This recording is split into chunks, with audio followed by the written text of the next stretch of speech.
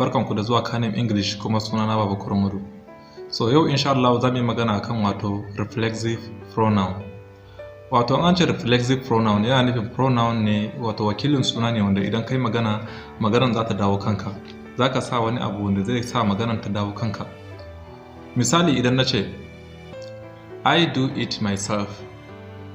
Ni ne da kaina na yi shi, ni da kaina ne na yi. Wato kace kai ne I ni myself da kaina kenan na yi shi. So I do it, ni ne na yi shi, myself da kaina. So maganan ya dawo kanka ne.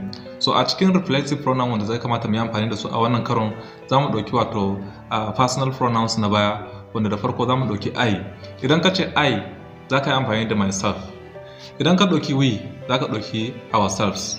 Idan ka ɗauki you wato in mutum ɗaya ne ɗayansa kenan za ka ce yourself. In kuma jam'in sai za ka ce you yourselves. Idan kuma ka ɗauko mutum na uku wato third person za ka ɗauko he himself wato mutum ɗaya, she herself, it itself. Idan ka zo kuma jam'in wannan third person za ka ce they themselves. So ta yaya ake amfani da su? Shi possessive pronoun ana amfani da shi ne wato idan kai magana din wato a matsayinka na subject, kai mai magana wato subject, wato idan ka ce I subject, do it, do shine wato aiki kadin, yi din kenan shine verb, sannan kuma it wannan object ne abinda aiki ke faɗa kan shi, sannan kuma akwai myself kuma wani object iya zama object na farko ko na biyu, direct object da kuma indirect object. Shi wanda yake zuwa na farko wato object na farko direct din kenan shine it. Myself ɗin kuma shine wato indirect object. Sannan kuma idan ka tafi za ka yi ɗauko kamar misali idan ka ɗauki I locked the door myself. Ni na rufe ƙofar da kaina. I hurt myself. Na jiwa kaina ciwo. So I ni hurt jiwa kaina, jiwa myself kaina, ni na jiwa kaina kenan. Idan ka ɗauko na we za ka ce we introduce ourselves. We introduce ourselves. Mun gabatar da kanmu.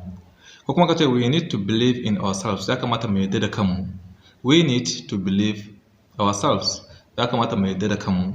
Idan ka ɗauko kuma wato in ka ɗauko you wato second person da ka ce misali you do it yourself, ka yi shi da kanka.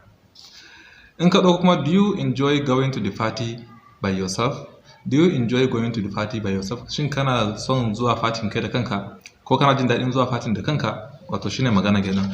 Idan ka ɗauko kuma wato jam'in sa misali are you decorating the room yourselves? Kuna gyaran ɗakin da kanku ne ku gaba ɗaya kenan, second person. Idan ka ɗauko kuma third person wato he da ka ce he drove the car himself. Ya ja motan da kansa. He drove the car, ya ja wato motan himself da kansa. Idan ka ɗauko kuma wato she za ka ce she sees herself in the mirror. Tana kallon madubi, tana kallon kanta a madubi. Idan ka zo kuma misali na ɗauko it ana ɗaukan shi ne a wajen abin da ba shi da rai. Misali na ce my car kept unlocking itself. Moto na yana ta rufe kansa da kansa, yana ta bude kansa da kansa. My car kept unlocking itself. Mota na yana ta bude kansa da kansa, wato mota ne ba mutum bane, ba ka ce he ko she. So it da ka ce.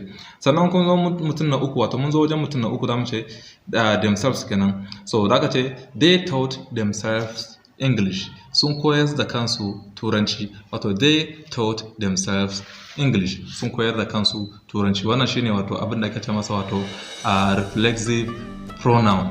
So wannan shine ƙarshen darasin mu na yau, kuma sai mun haɗu a darasin mu na gaba. Assalamu alaikum.